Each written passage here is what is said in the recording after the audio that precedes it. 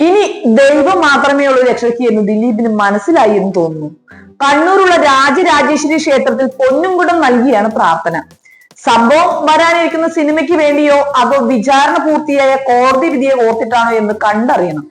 സിനിമയുടെ കാര്യത്തിലാണെങ്കിൽ താൻ ബാധി ദൈവം ബാധി എന്ന കോൺസെപ്റ്റ് നല്ലത് തന്നെയാണ്. പക്ഷെ ഒരു പ്രശ്നമുള്ളത് ദൈവത്തിനെതിൽ പ്രത്യേകിച്ചൊന്നും ചെയ്യാനില്ല എന്നതാണ്. ആകെ ചെയ്യാനുള്ളത് ദിലീപിന് മാത്രമാണ്. ഔട്ട്ഡേറ്റഡ് ആയി എന്ന് തോന്നിക്കഴിഞ്ഞാൽ, അല്ലെങ്കിൽ ആളുകളുടെ അടുത്ത് നിന്നും അങ്ങനെ ഒരു അഭിപ്രായം വന്നു കഴിഞ്ഞാൽ അത് മാറി കൂടുതൽ അപ്ഡേറ്റഡ് ആവുക എന്നതിൽ കവിഞ്ഞൊരു തീരുമാനം അതിനെടുക്കാനില്ല എന്നതാണ് സത്യം.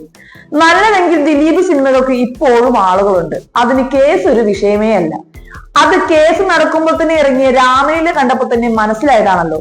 ഇനി പ്രശ്നം കേസും അതിന്റെ വിധി പറച്ചിലുമാണെങ്കിൽ ഉപ്പ് തിന്നിട്ടുണ്ടെങ്കിൽ ദിലീപ് വെള്ളം കുടിച്ചേ മതിയാവൂ എന്ന് മാത്രമേ പറയാനുള്ളൂ.